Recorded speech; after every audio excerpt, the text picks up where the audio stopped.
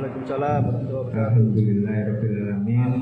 Hari ini masih diberi kesehatan untuk berkumpul dan menyampaikan sebuah siro tentang Kiai Haji Mas Mansur yang bisa dikatakan pikiran, hati, pikiran dan tindakan beliau yang mungkin selama ini banyak orang menyangka tentang perspektifnya Mas Mansur itu membawa sebuah Islam pembaharuan.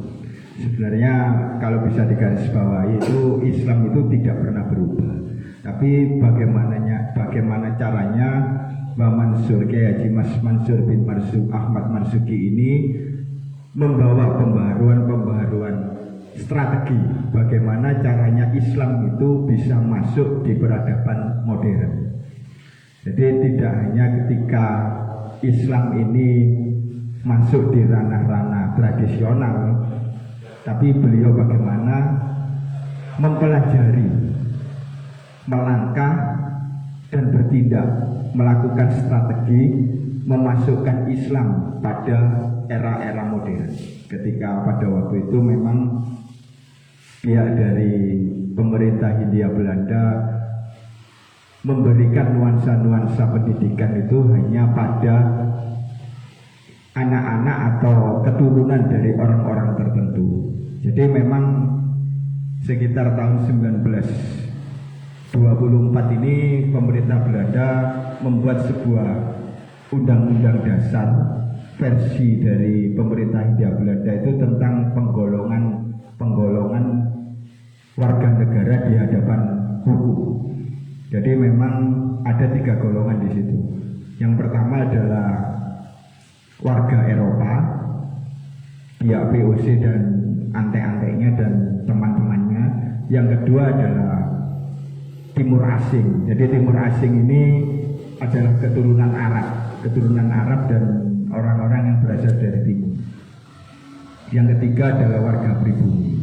Nah, warga pribumi ini pun juga dibedakan menjadi anak-anak dari orang biasa dan juga anak dari penggede-penggede kadipaten maupun keraton ataupun dari wedono-wedono di Jawa.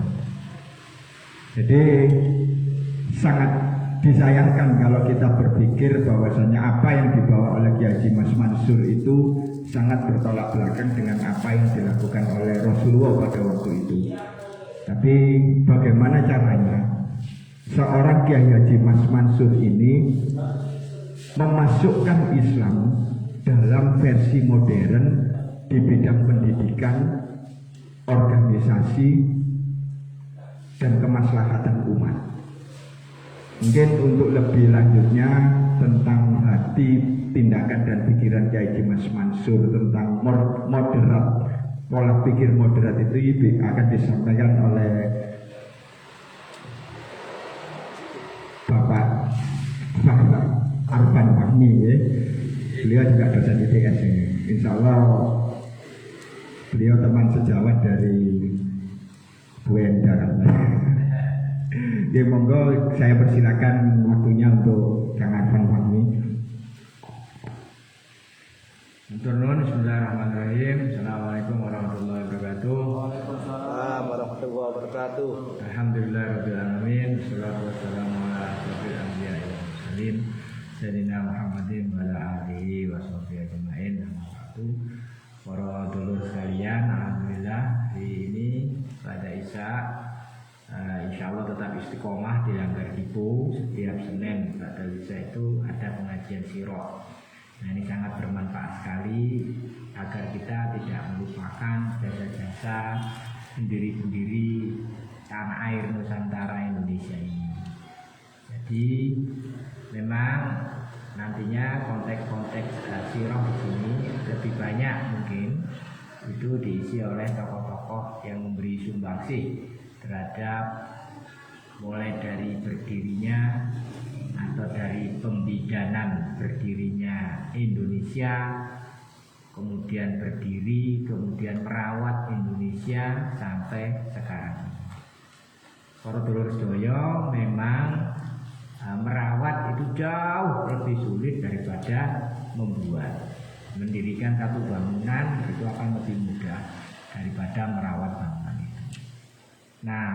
insya Allah niat dari Bani Saifuddin dengan menghidupkan ya, dan mengistiqomahkan pengajian sirah di Langgar Gipo ini adalah dalam rangka merawat Indonesia, merawat jalinan silaturahim dengan mencoba meneladani nilai-nilai yang diwariskan oleh para pendiri bangsa, para mbah-mbah kita dahulu.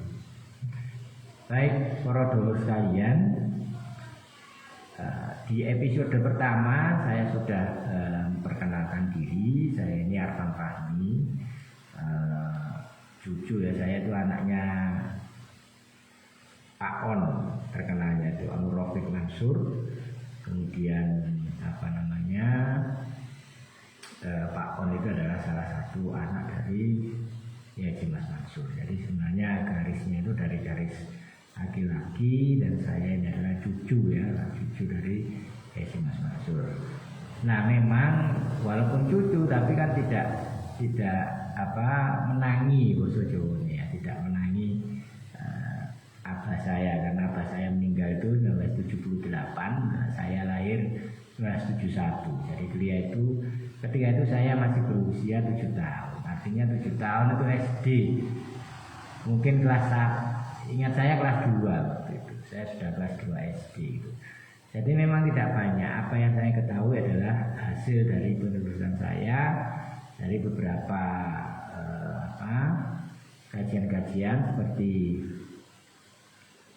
yang lalu. Pengajian pertama itu adalah saya banyak mengambil dari tesis, skripsi, tesis atau disertasi yang mencoba mengupas ya Haji Mas Mansur.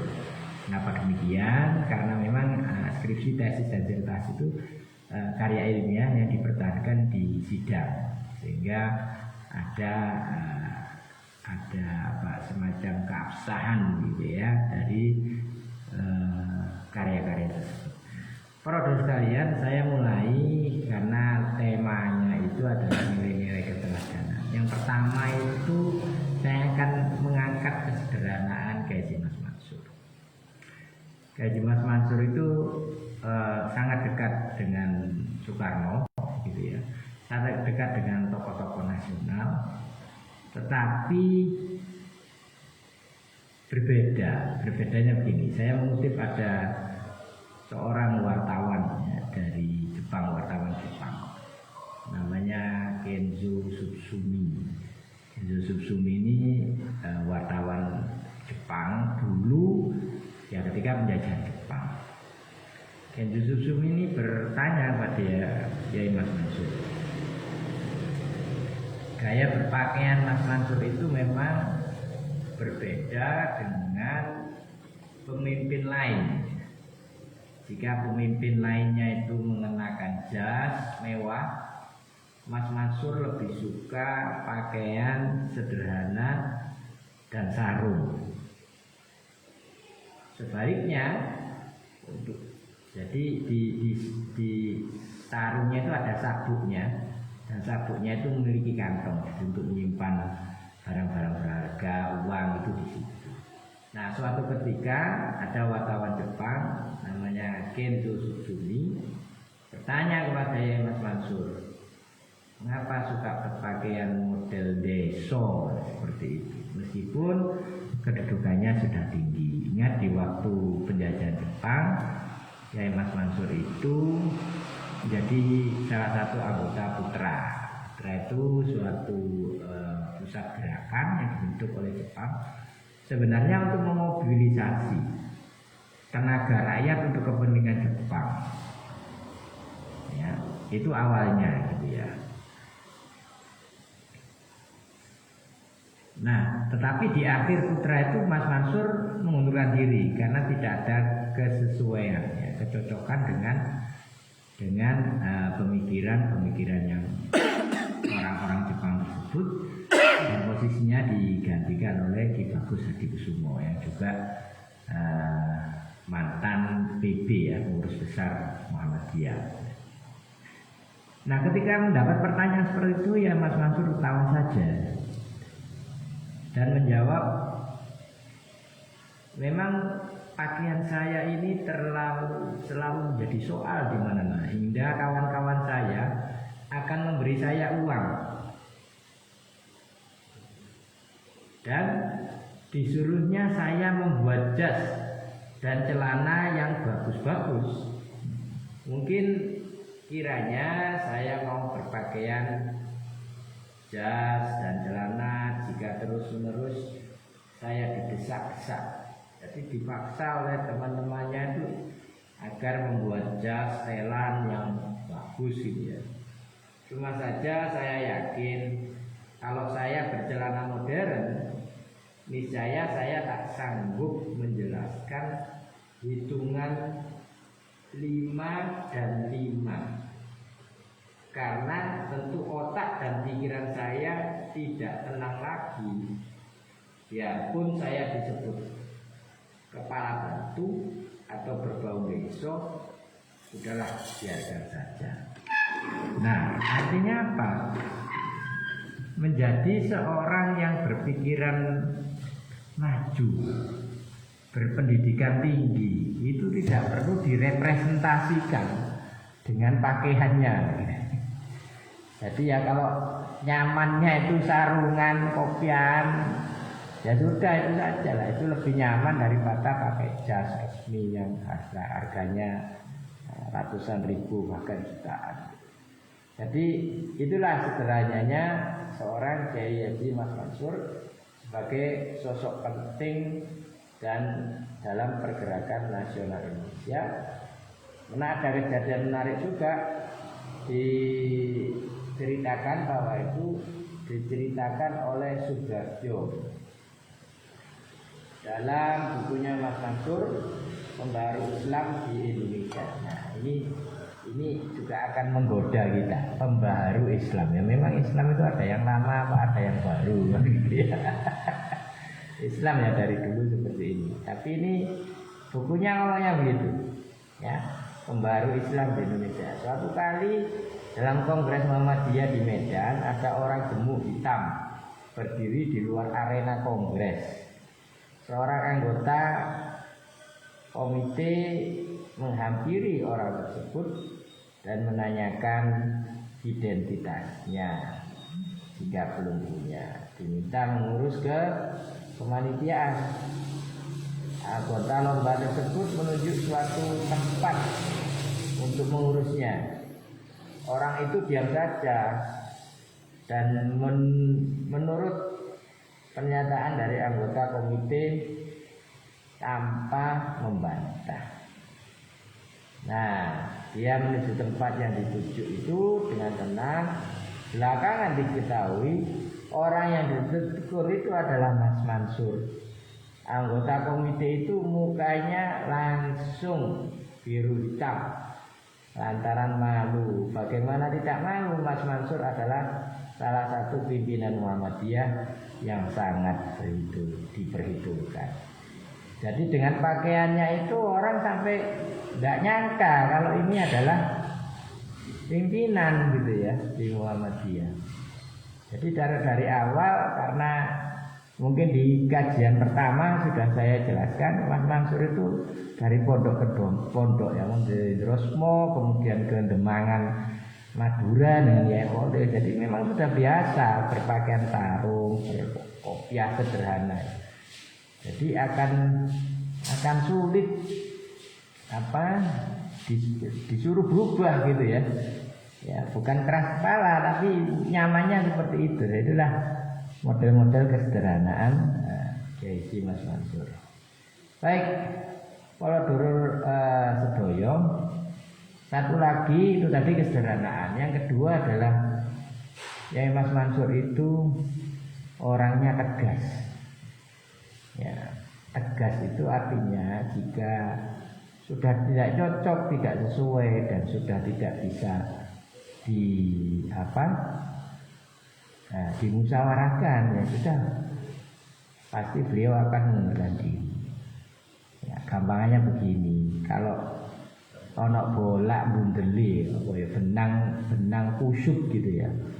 Ya dengan sabar kita berusaha mengurai.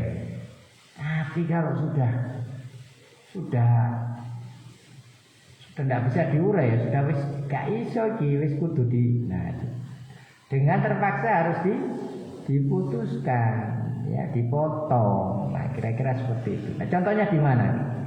Ini mengutip lagi wartawan Jepang. Si wartawan tersebut itu kaget ya. Di awal berdirinya ketika Jepang berkuasa di Indonesia, Mas Mansur termasuk dalam 4 serangkai yang menonjol sehingga disebut 4 serangkai bersama Bung Karno, Bung Hatta, dan Ki Hajar Dewantoro. Jadi 4 serangkai itu Bung Karno, Bung Hatta, yang Mas Mansur, Ki Hajar Dewantoro. Nah, Mas Mansur mundur dari 4 serangkai karena apa? Karena hadirannya tidak bisa menerima penindasan Jepang. Nah, ini perlu digarisbawahi ya dulur. Mas Mansur itu sangat kooperatif dengan Jepang. Buktinya apa? Buktinya Mas Mansur itu masuk di Putra, Pusat Tenaga Rakyat bentukan Jepang. Tapi tidak berhenti di situ, karena itu adalah akomodasi Mas Mansur ketika diajak Bung Karno. Nah, setelah dalam Putra, beliau melihat kenyataan bahwa bukan main ya eksploitasi Jepang terhadap rakyat Indonesia. Beliau dengan tegas menyatakan diri untuk mundur dari Putra. Ya, jadi mungkin saya harus klarifikasi nih. Jadi bukan ya Mas Mansur itu kooperatif kemudian setuju dengan penjajahan Jepang, bukan. Tapi di akhirnya itu mengundurkan diri.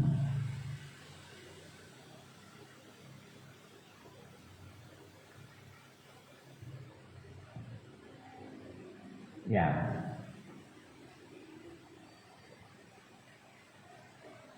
Nilai-nilai perjuangan lagi itu adalah dalam kondisi fisik yang tidak lagi tangguh gitu ya. Dia terus menyemangati arek-arek Surabaya pada pertemuan melawan sekutu di Surabaya 10 November 1945. Mas Mansur rajin menjadi khotib dan imam dalam sholat Jumat dengan tak henti-hentinya memberi semangat kepada para pejuang. 10 November 1945 ya. Mas Mansur ada itu wafat 1946. Jadi di akhir-akhir hidupnya pun ya, ketika itu beliau berusia 49-an ya, 49 tahun itu masih mengorbankan semangat. Jadi masa ada kajian juga, ada buku yang mengutip meninggal karena disuntik gila atau disuntik untuk menghilangkan ingatan, itu masanya pendek gitu ya. Masanya pendek. 1945 ketika Bung Tomo menggerakkan arek-arek Surabaya dengan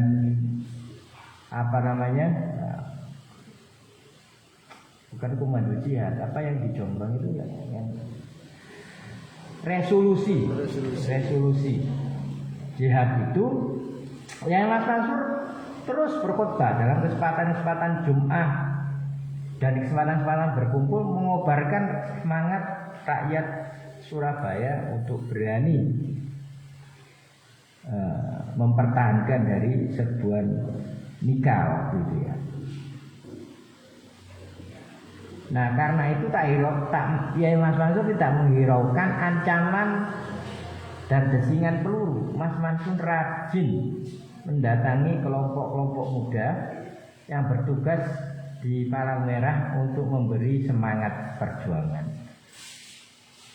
Ya, dengan tuduhan sebagai kolaborator karena pernah duduk di pimpinan Putra, Mas Mansur ditangkap sekutu dan ditahan di penjara Kalisosok. Nah, ini dia. Ini sudah di ujung ya, tapi nanti ada lain lagi. Saya hanya melanjutkan dari sisi Yai Mas Mansur itu sebagai kolaboratornya Jepang. Padahal tidak, gitu ya. Tadi sudah dijelaskan, sudah mengundurkan diri karena tidak ada kecocokan dengan sikap-sikap Jepang untuk mengeksploitasi rakyat. Ketika nikah datang, maka karena secara dokumen Yai Mas Mansur itu masih anggota Putra dan itu kolaboratornya Jepang, musuhnya nikah, ya maka ditangkaplah Yai Mas Mansur. Jadi bukan disuntik gila Jepang, bukan, tapi nikah. Nikah itu Netherlands NDC Council, hanya saya lupa. Jadi nikah itu adalah Belanda yang membonceng sekutu, namanya gitu.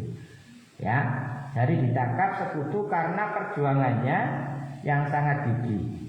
Kondisi sakit membuat Mas Mansur kemudian dirawat di sebuah rumah sakit di Darmo.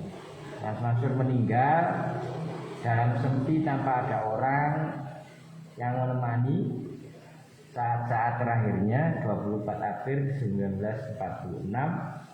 Tidak ada istri karena memang ditahan ya, menampingi di Indonesia dan kehilangan salah satu pemimpin besarnya yang penuh teladan.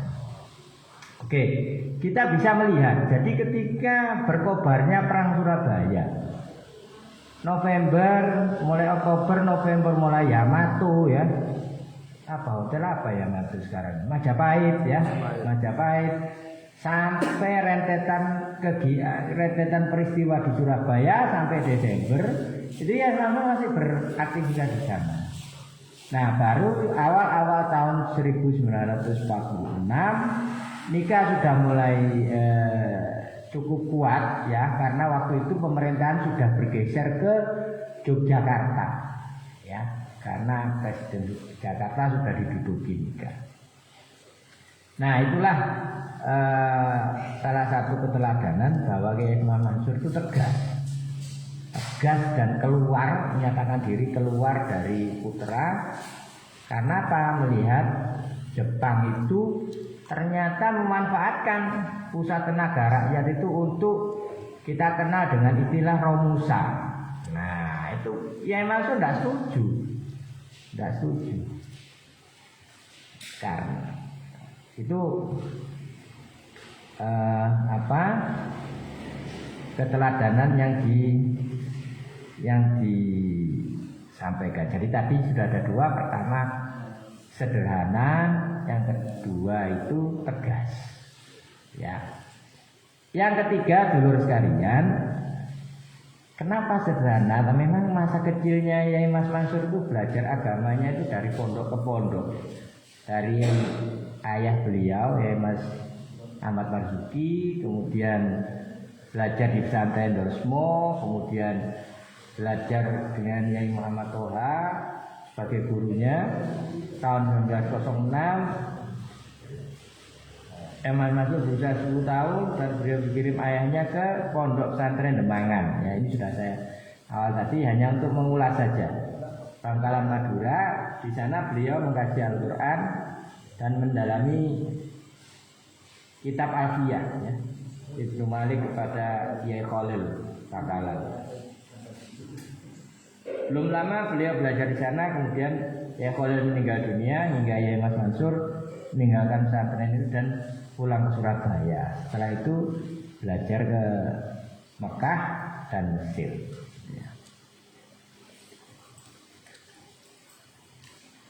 Nah, sekarang tadi sudah ada sederhana, yang kedua tegas, yang ketiga itu adalah cerdas. Jadi Yai Mas Mansur itu makanya suka dilihat pembaharu. Sebenarnya yang diperbarui itu bukan ajaran Islamnya, tapi strategi penyampaian Islam itu. Jadi strateginya aja, gitu ya. Nah, langkah awal Yai Mas Mansur itu sepulang dari belajar dari luar negeri ya, dari Mekah, kemudian ke Al-Azhar Mesir, kemudian ke Mekah lagi setahun. Tapi karena situasi tidak memungkinkan, beliau pulang bergabung dengan Syarikat Islam. Nah, beliau di sana itu sudah berkenalan dengan tokoh-tokoh syarikat Islam di Mekah. Yaitu terjadinya pergolakan politik sehingga harus pulang ke Indonesia. Nah, munculnya gerakan nasionalisme dan pembaruan merupakan modal baginya untuk mengembangkan sayapnya dalam suatu organisasi. Karena waktu itu Muhammad Abduh ya, Hasan Al-Banna gitu ya, dari di Timur Tengah, pemikirannya sedang populer gitu loh katakan. Nah pada saat itulah pemimpin seperti Haji Umar Said Cokroaminoto sebagai organisasi yang menurut sebagian orang radikal dan revolusioner, beliau dipercaya sebagai penasihat pengurus besar Syarikat Islam.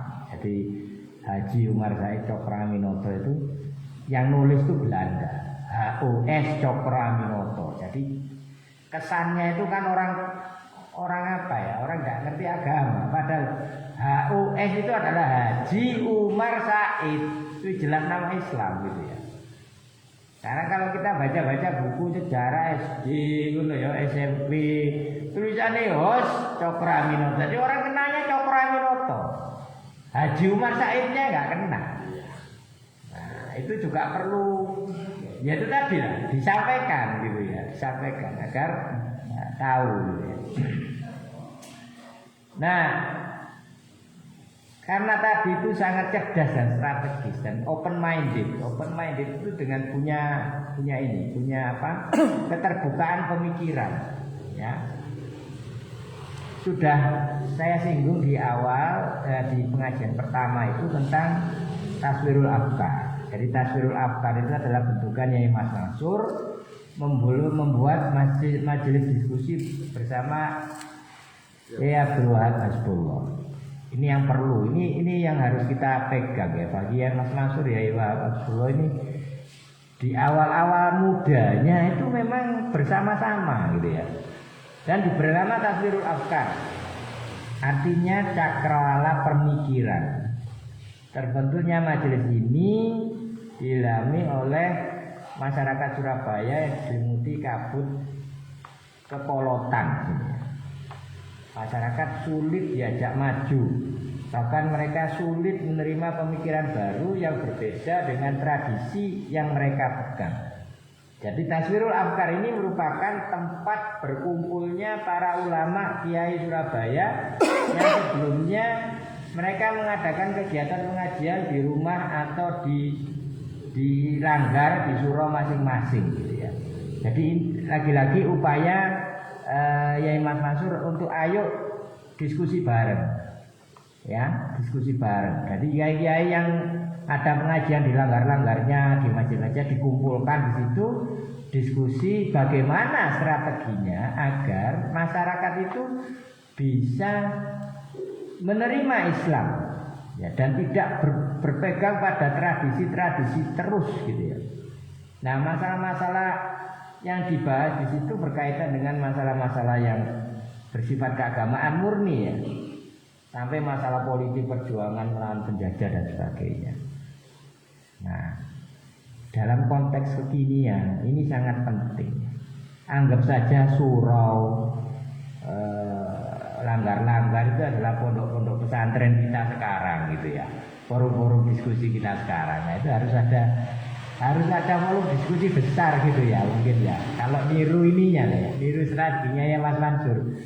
Ayo NU Muhammadiyah Al-Irsyad apapun kumpul dari siji ngobrol bareng ya apa umat ini. Nah, itu mungkin yang kita teladani ngoten nggih, kita bisa teladani dari ini.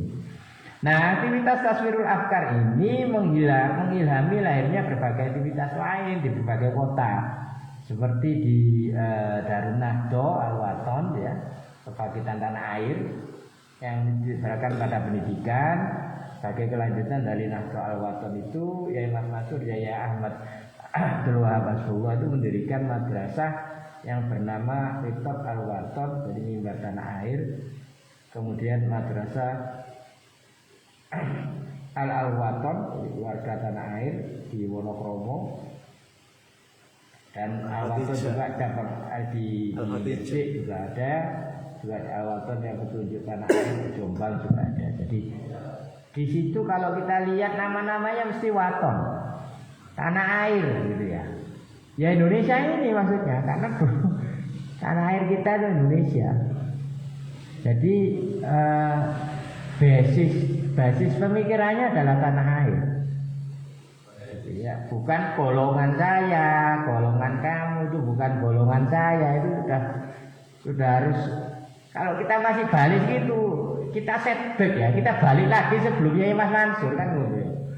Punya ya Mas Mansur kan di awal tahun 1900 itu sudah mulai mencairkan itu agar bisa ketemu gitu ya. Nah, cara-cara itulah yang diyakini oleh Yasman Mansur untuk mencerdaskan bangsa Indonesia.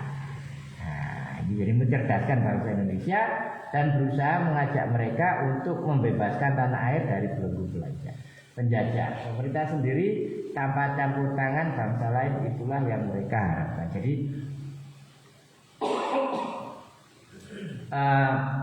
mungkin sekarang penjajahnya sudah tidak ada, tapi kita masih dibelenggu oleh kemiskinan.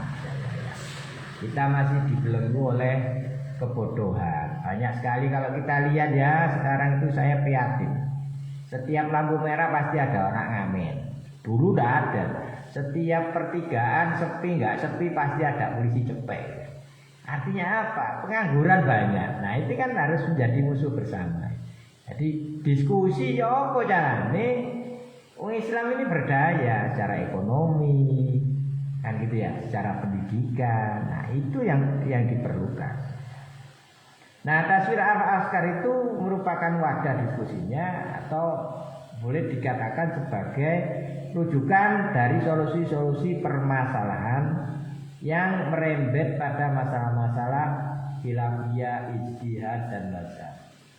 Jadi didiskusikan terbuka di sana. Terjadinya perbedaan pendapat antara Mas Mansur dan Yai Abdul Wahid As-Sullah mengenai masalah-masalah tersebut yang menjadikan Yai Mas Mansur keluar dari Rasulullah. Jadi ini menjadi pelajaran apa? Kalau kita ngomong khilafiyah, furu'iyah pasti nggak ketemu gitu ya.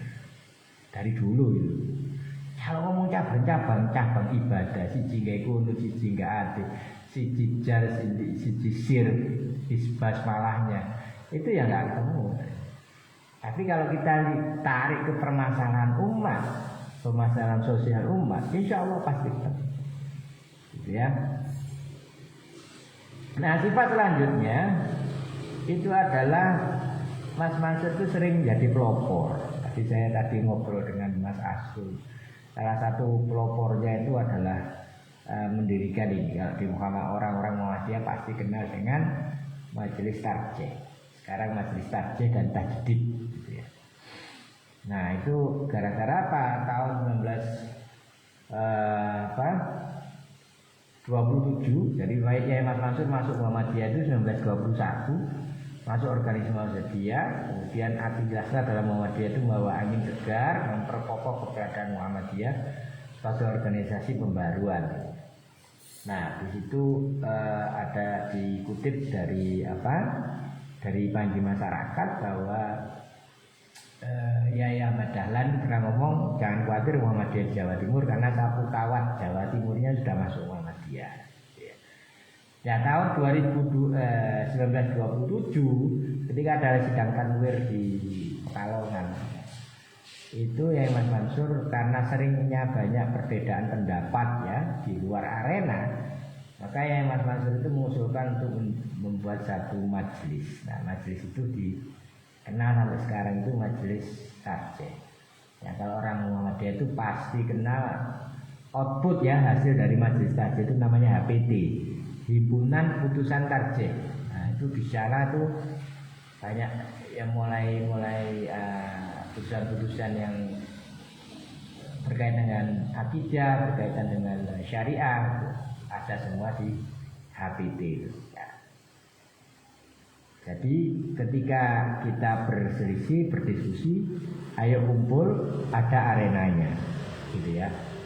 Nah, ada satu hal lagi mungkin yang perlu kita teladani adalah gaya kepemimpinan Yai Mas Mansur. Jadi terpilihnya Yai Mas Mansur sebagai ketua pengurus besar Muhammadiyah itu adalah tidak ujuk-ujuk, ya. Jadi Yai Mas Mansur itu dari bawah, dari Muhammadiyah, dari pimpinan cabang. Pimpinan cabang waktu itu kalau Muhammadiyah, kalau sekarang cabang itu setara kecamatan. Kalau dulu cabang itu setara kabupaten kota. Jadi pimpinan cabang Surabaya. Setelah itu naik jadi pimpinan komite Jawa Timur. Jadi kalau sekarang apa ya? Wilayah ya, wilayah. Jadi kalau di struktur organisasi Muhammadiyah, kalau tingkat cabang itu kecamatan, tingkat kabupaten kota itu daerah, tingkat provinsi itu wilayah.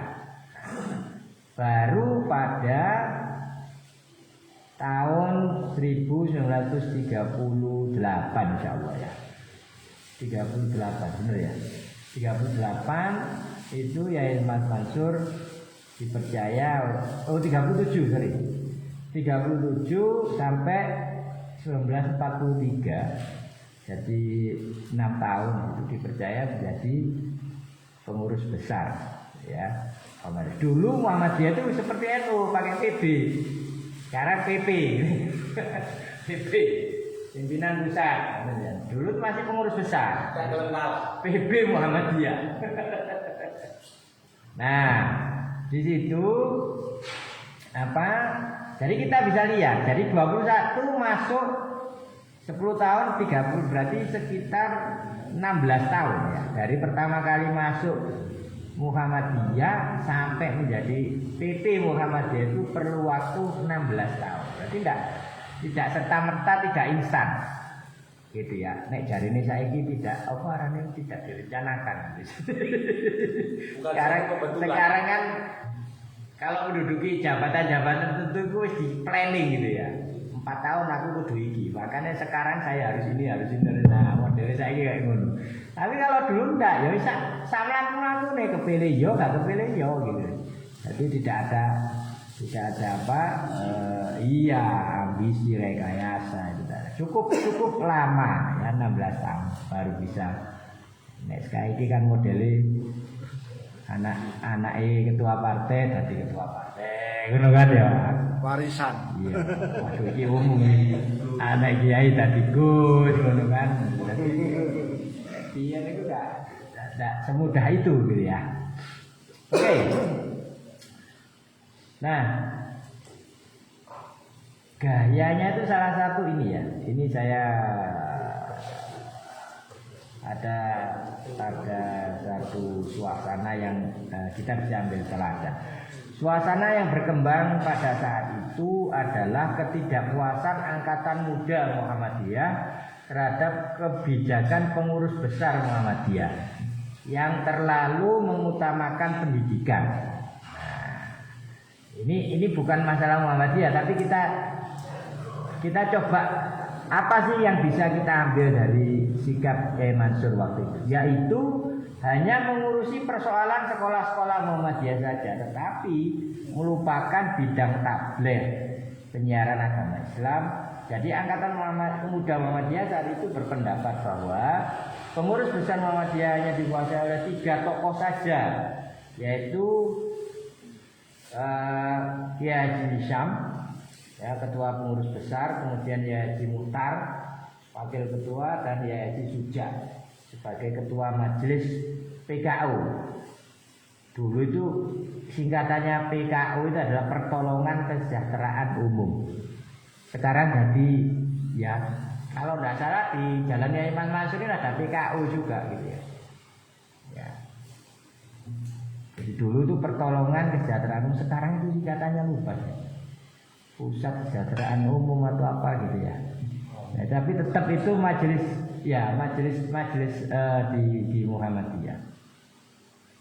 Nah, situasi bertambah kritis lagi ketika Kongres Muhammadiyah ke-28 di Yogyakarta pada tahun 1937. Ranting-ranting Muhammadiyah lebih banyak memberikan suara kepada 3 tokoh tua tersebut.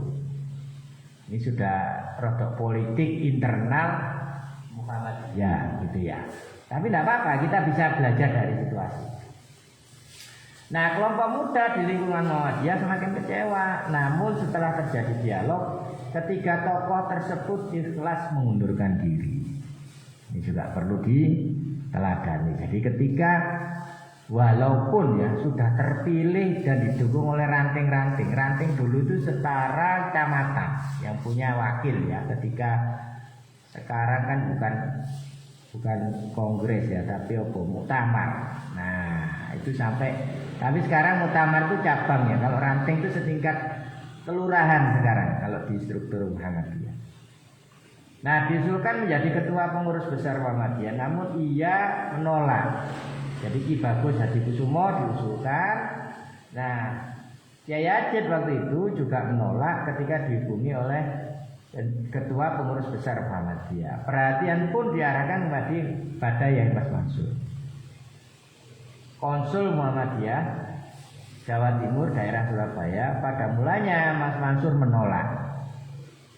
Nah, ini ya. Jadi ditunjuk disuruh mimpin nolak. Itu jarang lagi ya. Yang mana seru ya. Ayo awakmu dan cekelan ini. Mesti aku liani ae. Nah, iya toh. Nah, ini menolak, awalnya itu menolak, tetapi setelah melalui dialog yang sengit dan panjang, ia bersedia menjadi ketua pengurus besar Muhammadiyah. Jadi yang diambil dulu itu apa? Visi dan misi dulu. Orangnya belakangan. Jadi mungkin bisa kita meneladani beliau bahwa ketika ditunjuk itu musyawarah dhisik. Awakmu nunjuk aku iki apa perkara? Apa maksudnya? Berdialog panjang sekali baru sebelum memimpin. Jadi ketika memimpin, nah itu enak, sudah jalannya sudah sama. Gitu ya. Nah, pergeseran kepemimpinan tadi dari kelompok tua kepada kelompok muda. Di sini Mas Mansur muda. 37 itu berarti usia beliau 37 tambah 4, 41 tahun. 41 tahun jadi pengurus besar Muhammadiyah. Cukup muda. Padahal aturannya kalau di pemuda Muhammadiyah itu saya yakin itu di bawah 40 itu masih pemuda Muhammadiyah. Jadi pemuda Muhammadiyah. Nah, dengan terpilihnya tersebut menunjukkan bahwa Muhammadiyah saat itu sangat akomodatif dan demokratis terhadap aspirasi kalangan muda yang progresif demi kemajuan Muhammadiyah, bukan demi kepentingan perseorangan, dan juga bukan pengurus besar Muhammadiyah periode sebelumnya. Kenapa demikian? Karena banyak didominasi oleh angkatan muda Muhammadiyah yang cerdas, tangkas, dan progresif. Itu dia. Jadi sejarah terpilihnya mengapa Kyai Mas Mansur di usia yang muda itu sudah memimpin organisasi besar. Ini juga penting gitu ya. Jadi muda tapi berilmu, gitu kan ya. Berilmu, punya sikap. Itu penting untuk memimpin organisasi besar. Apa yang ada di yang bisa kita ambil dari sana itu adalah satu adalah kedisiplinan ya ketika menjadi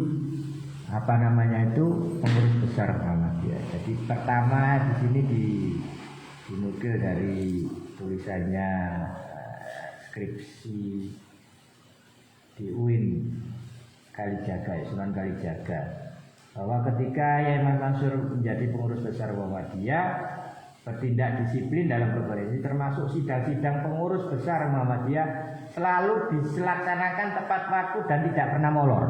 Undangan jam 8 ya mulainya jam 8. Undangan jam itu mulainya jam itu. Gitu ya. Ini juga bisa kita teladani. Ini diundang. Womane undangan ini ganti jam ya. Marisa. Jam 9 ya Marisa. Nah, ini juga perlu kita coba revisi gitu ya. Jadi disiplin tadi itu ya dalam berkepemimpinan. Nah, satu lagi dalam tindak kepemimpinannya adalah kebijaksanaan. Ya, pada waktu itu karena beliau memimpin 1930 37 sampai 1943 itu kalau di lingkungan Muhammadiyah itu pasti kenal dengan 12 langkah Muhammadiyah. Ya, saya tidak akan membahas 12 langkah Muhammadiyah itu, tapi apa yang bisa kita lihat di situ bahwa ketika beliau memimpin advokasi ada oleh-oleh. Oleh-olehnya bukan fisik, bangun langgar, bangun menara, bangun enggak. Tapi oleh-olehnya adalah pemikiran dan konsep strategi berjuangan. Itu penting. Ya, konsep dan strategi berjuangan. Tadi sebelum acara saya ngobrol dengan Pak Mas Asrul. Iki wong-wong iki strategi itu selalu berkorelasi ya, dengan konteks sosial. Bisa saja strategi A jalan di konteks A, tapi belum tentu jalan di konteks B misalnya. Nah, itu kita harus berikhtiar strategi ini opo. Nah, itulah. Itu perjuangan itu di situ. Ini tadi itu saya mengumpamakan kan, kene iki kate dodolan uyah. Ya gak apa-apa disuguhi gado-gado, disuguhi bakso. Semua kan pakai uyah kabeh. Dan mereka orang sing seneng bakso ya dikek uyah pasti. Seneng gado-gado ya dikek uyah, seneng rujak ya dikek uyah. Uyah iki lho yang kita mau pasarkan. Bakso, gado-gado, rujak ini strategi ini. Kan gitu. Nah, seperti ya Mas Mansur juga akan melakukan. Polanya dia di Taswirul Akar akan berbeda dengan pola beliau waktu masuk di Muhammadiyah. Karena konteks komunitasnya berbeda. Nah,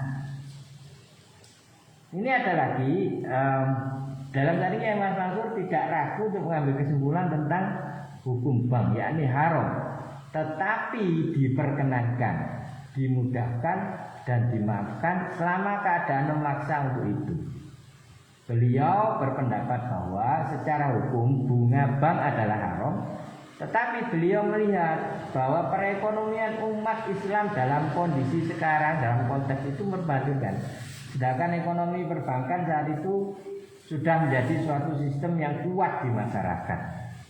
Itu tahun 1930-an, itu bank, itu sistem bank sudah mencengkram kita.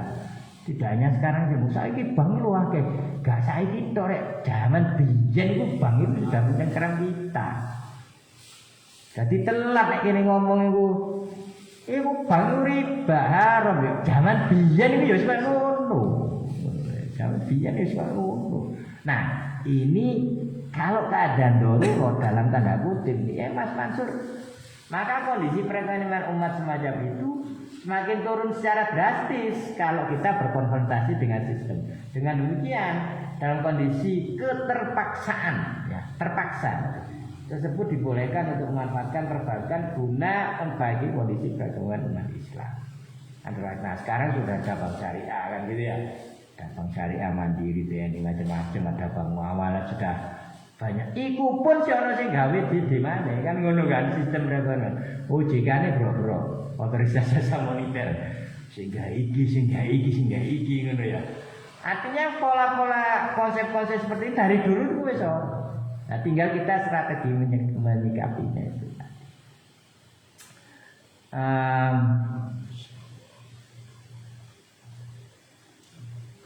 Ini soalnya saya pindah dari tulisan satu ke tulisan yang lain dulu. Jadi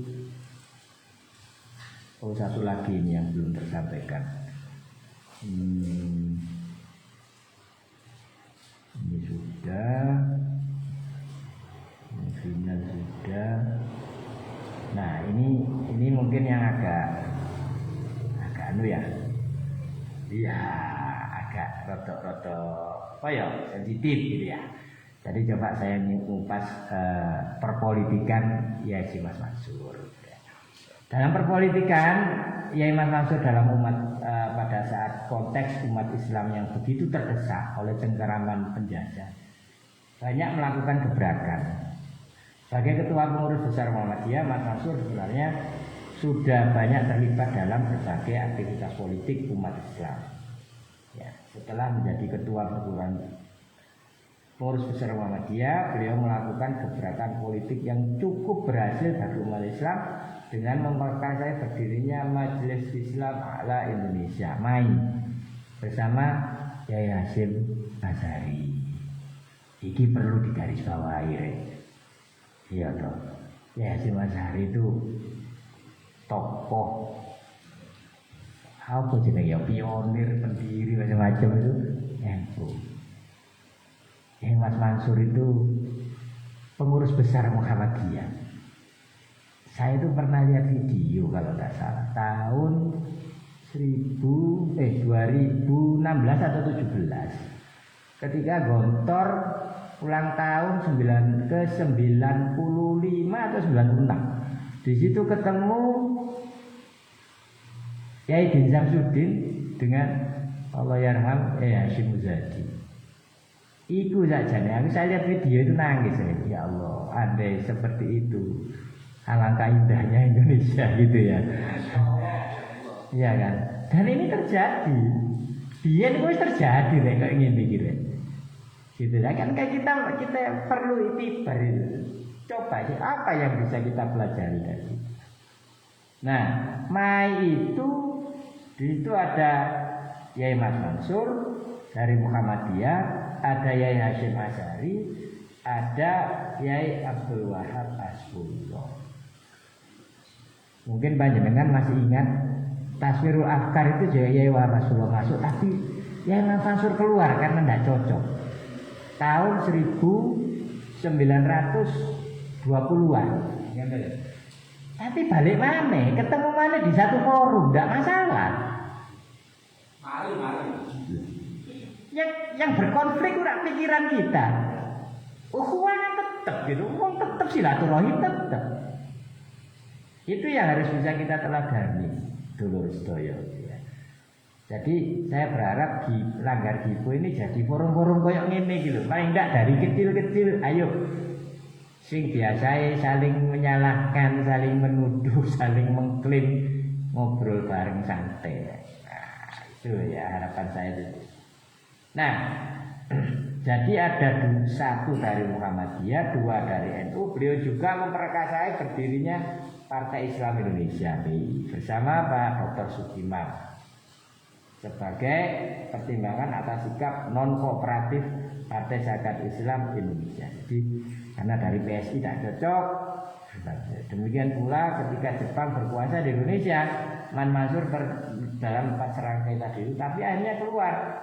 Karena apa? Karena tidak cocok dengan eksploitasi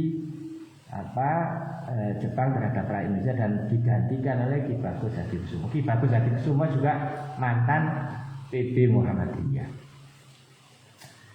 Nah, saya tutup dengan meninggalnya beliau. Pasti saya sudah singgung di awal-awal gitu ya, di awal-awal ini.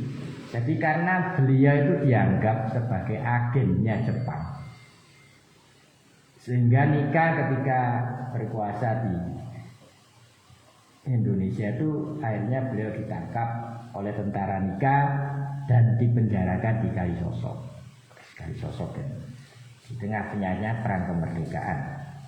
Dan disitulah Yai Mas Mansur tahan dan meninggal dunia 25 April 1946. Jenazahnya dimakamkan di pemakaman Gipo, Surabaya. Nah, perlu digarisbawahi, waktunya itu pendek ya dulu. Artinya ketika pergolakan Surabaya Oktober, November, Desember itu masih getol-getolnya menyemangati arek-arek Surabaya. Nah, setelah awal tahun 1946, dari Januari, Februari tepatnya saya belum dapat referensi yang bisa saya jadikan rujukan. 4 bulan itulah setelah ditangkap, kemudian dipenjarakan, kemudian sakit dibawa ke Rumah Sakit Darmo. Rumah Sakit Darmo itu rumah sakit Belanda. Kalau Bapak Ibu pernah besuk ke sana ya, kan pasti bangunan sih lonto. Nah, di situ jauh dari anak istri. Nah, kalau bahasa anunya kan ya diasingkan. Karena apa? Karena ya itu tadi semangatnya, strateginya itu gitu. Pemikirannya itu gitu. Sehingga nikah khawatir kalau ini dilepas, wah bisa kemana-mana. Sehingga perlu diamankan gitu ya, diamankan. Oke, saya rasa itu yang bisa saya sampaikan. Jadi saya rekap saja. Yang pertama tadi adalah yang perlu kita coba adalah satu, kesederhanaan beliau. Jadi beliau sudah enak dengan sarungan, dengan kopiahan, walaupun jadi pemimpin nasional, tokoh nasional tetap seperti itu. Sampai apa? Sampai teman-temannya itu memberi uang untuk beli jas, tapi ya dia tetap konsisten pakai model seperti itu ya. Ya karena itu kehidupan kecilnya beliau dari pesantren ke pesantren ya wis nyaman aja gitu ya. Kayak anak-anak sekarang kan gitu. Kalau biasanya wis mulai ibtidaiyah, nawiyah, aliyah kok pondok rasane gawe sarung iku rak wis PW lho paling enak sajane aku ya paling enak gawe sarung kan sepeda motoran. Kate teko ono kromo bisa jadi. Nah, itu satu. Yang kedua adalah ketegasan beliau. Beliau tegas. Walaupun kooperatif moderat, tapi kalau beliau melihat sesuatu yang nggak benar, tegas. Wis aku tak mundur. Gitu ya. Seperti contohnya yang paling jelas di cerita saya tadi itu adalah ketika beliau mundurkan dari Putra, Pusat Tenaga Rakyat. Karena cocok, Jepang itu eksploitasi, beda dengan janjinya. Pemimpin Asia, sahabat Asia dan sebagainya. Itu yang kedua. Yang ketiga, beliau adalah orangnya itu bahasa Inggrisnya punctual ya, tepat waktu, disiplin. Ya, disiplin. Jadi kalau undangan jam 7 ya jam 7 dimulai. Itu sudah dibiasakan on time. Yang keempat, beliau itu harus mengkomunikasikan. Jadi komitmen di awal dulu baru mengambil jabatan. Jadi seluruh jabatan yang ditawarkan beliau pasti beliau tolak. Sampai yang memberi itu bisa berargumentasi dengan panjang dan lebar dan dicapai suatu kesepakatan baru beliau. Ya. Yang kelima adalah meninggalkan apa? Melakukan jejak pemikiran. Ini perlu mungkin kita kaji kalau kita diberi amanah sebagai pemimpin ya. Tidak meninggalkan misalnya bangunan-bangunan monumental yang bisa dilihat secara fisik, tapi konsep-konsep. Di Muhammadiyah beliau inisiator pendiri majelis tarjih. Sampai sekarang masih ada majelis tarjih dan tajdid sekarang. Beliau juga menggagas ada 12 langkah Muhammadiyah. Sampai sekarang saya lihat di buku-buku kemuhammadiyahan SD, SMP, SMA masih ada 12 langkah Muhammadiyah Kiai Haji Mas Mansur. Artinya konsep itulah yang diwariskan gitu ya. Di zaman Kiai Mas Mansur dhisik itu Muhammadiyah duwe gedung apa ya enggak. Saya pikir itu yang nanti bisa kita teruskan ke bawah. Nah, yang kelima itu adalah tadi itu yang sangat beliau itu adalah open minded ya, pikirannya terbuka, membuatkan arena-arena untuk saling berdiskusi. Tasfirul Afkar itu salah satu arena. Kemudian di majelis tarjih itu juga sarana arena berdiskusi. Dan ini juga MAI itu juga Majelis A'la Islam Indonesia itu juga arena berdiskusi. Jadi sering membuat ya diskusi kayak gini, lintas organisasi, lintas partai. Kalau dalam konteks sekarang. Oke, kira-kira itu yang bisa saya sampaikan untuk kesempatan ini.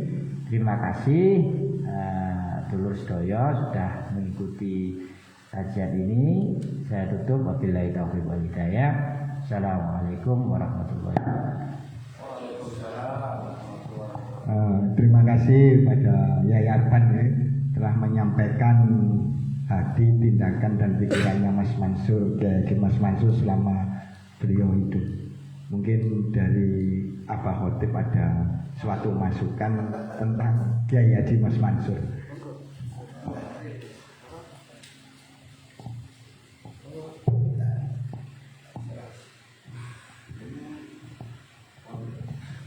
Ya, memang sangat menarik ketika hari ini tadi saya sempat membaca sedikit tentang tulisannya Kiai Haji Mas Mansur ya, tentang pikiran yang moderat. Jadi memang sampai saya menulis status hari ini tadi bahwa hebat bahwa si Kebubuli Motosiwer ini mampu menancapkan dan berpengaruh tentang kesejarahan ataupun kesejahteraan peradaban yang ada di Indonesia sekarang. Padahal ketika kita bahas masalah pembangunan peradaban yang ada di Jawa maupun di Indonesia atau di Nusantara ini menguras pikiran, hati maupun darah dan air mata. Ternyata banyak generasi muda sekarang ini mempercayai beberapa sumber yang memang itu diciptakan oleh negara pada waktu itu memang kolonial Belanda. Jadi sangat berpengaruh sampai detik ini. Jadi memang sangat mengasihkan tentang membahas tentang Kiai Haji Mas Mansur yang kemungkinan kalau di sekarang bahwa Mas Mansur itu Muhammadiyah dan sangat bertolak belakang dengan NU.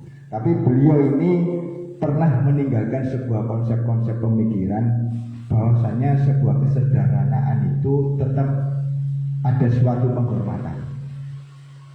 Lebih baik saya seperti ini, berpakaian seperti orang pondok, tapi secara intelektual saya bisa. Dan beliau bisa mewarnai tentang perpolitikan dan pada waktu pergerakan beliau di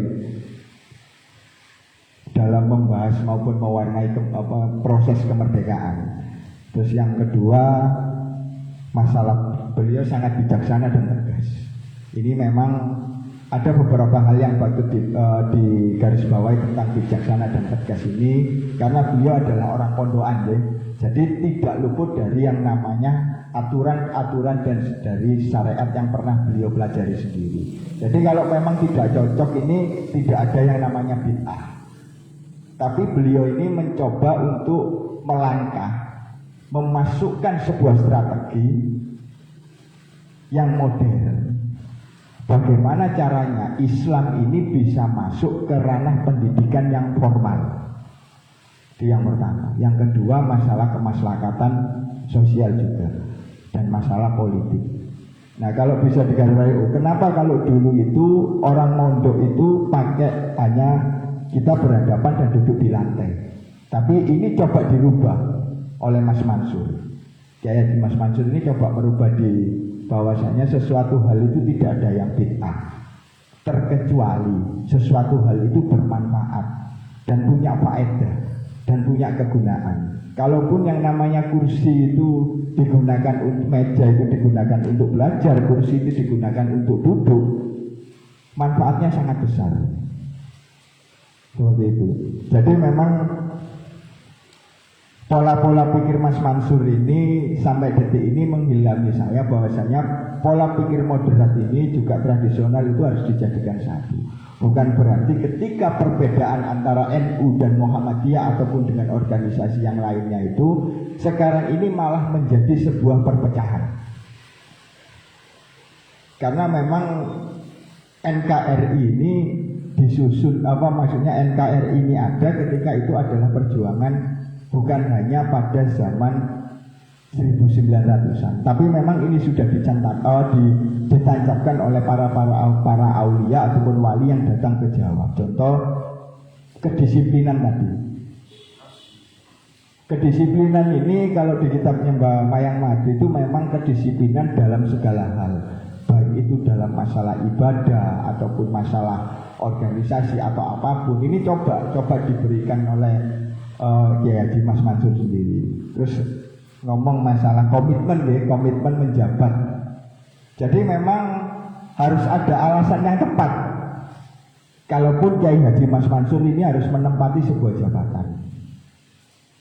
Memang prosesnya sangat panjang ketika kita menempati sebuah jabatan kepemimpinan, pimpinan daerah atau pimpinan cabang atau pimpinan pusat, ya. Jadi tidak ada yang kebetulan. Jadi merupakan sebuah proses panjang bahwasanya kita ikut organisasi.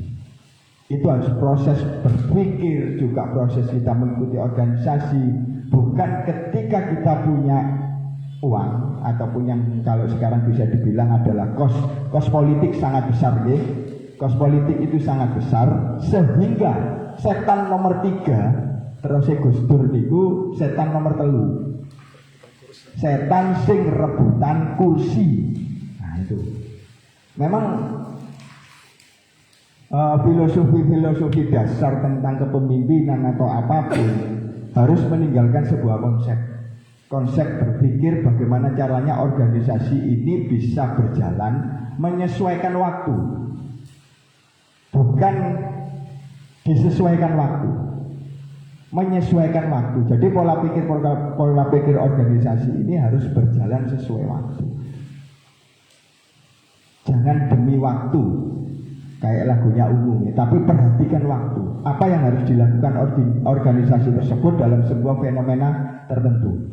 Itu harus ada strategi-strategi penting untuk memajukan organisasi tersebut.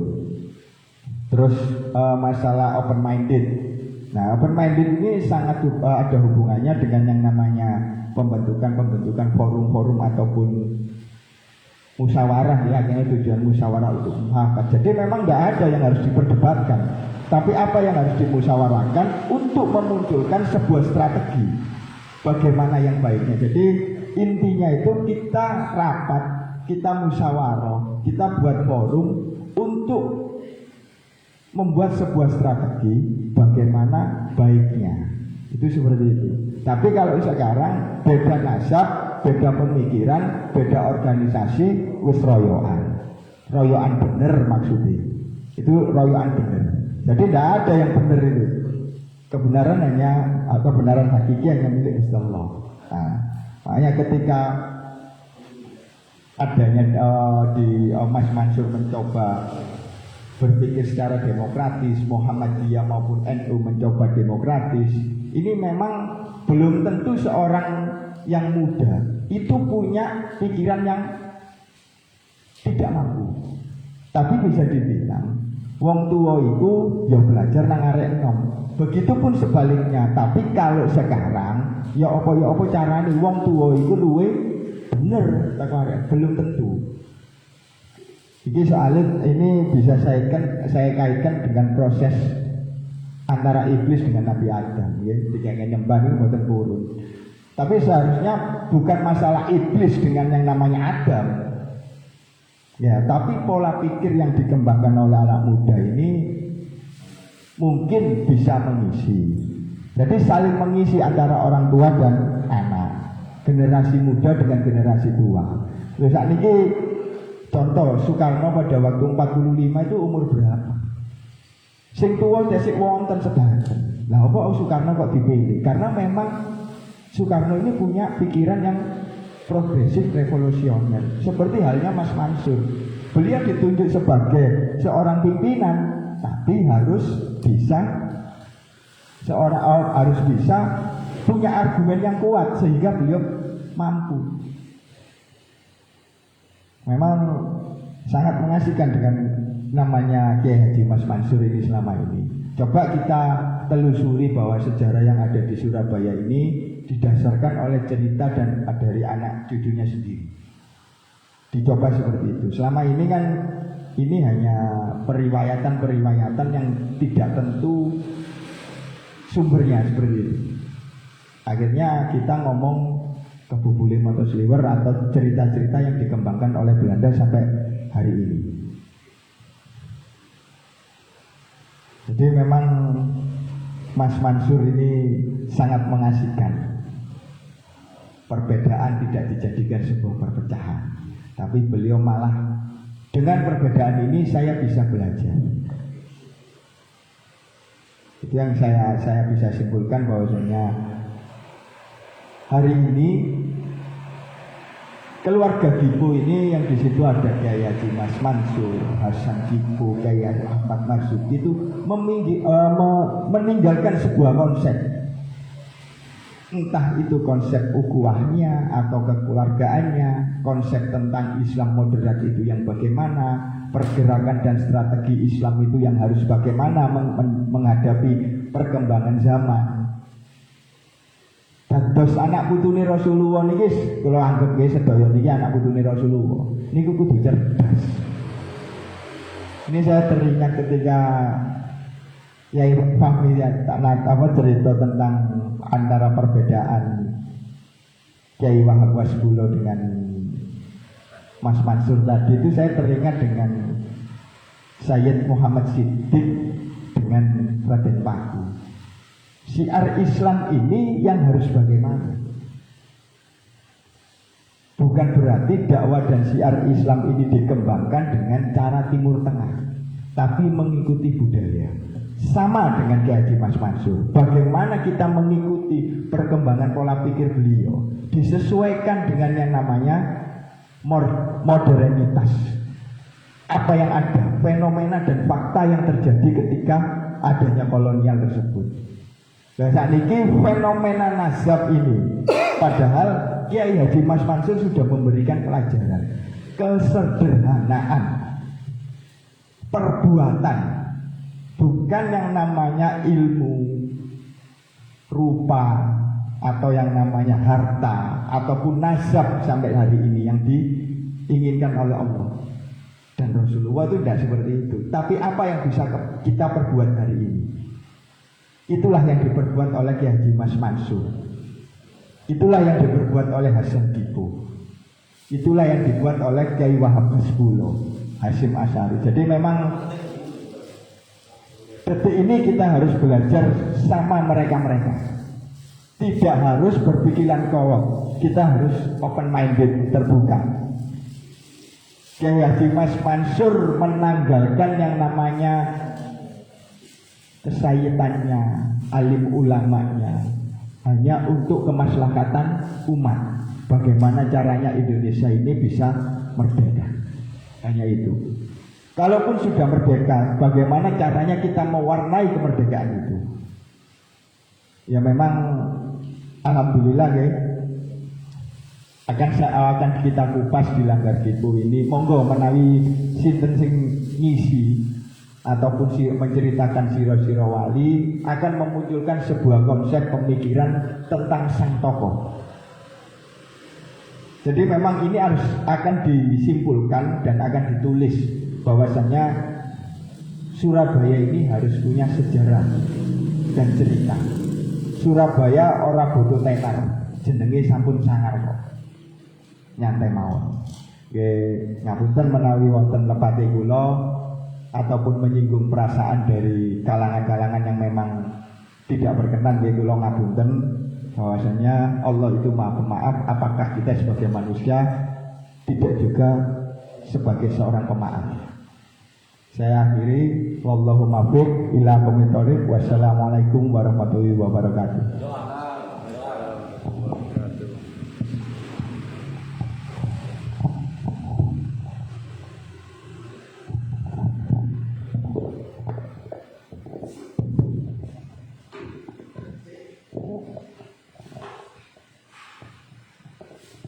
Bismillahirrahmanirrahim.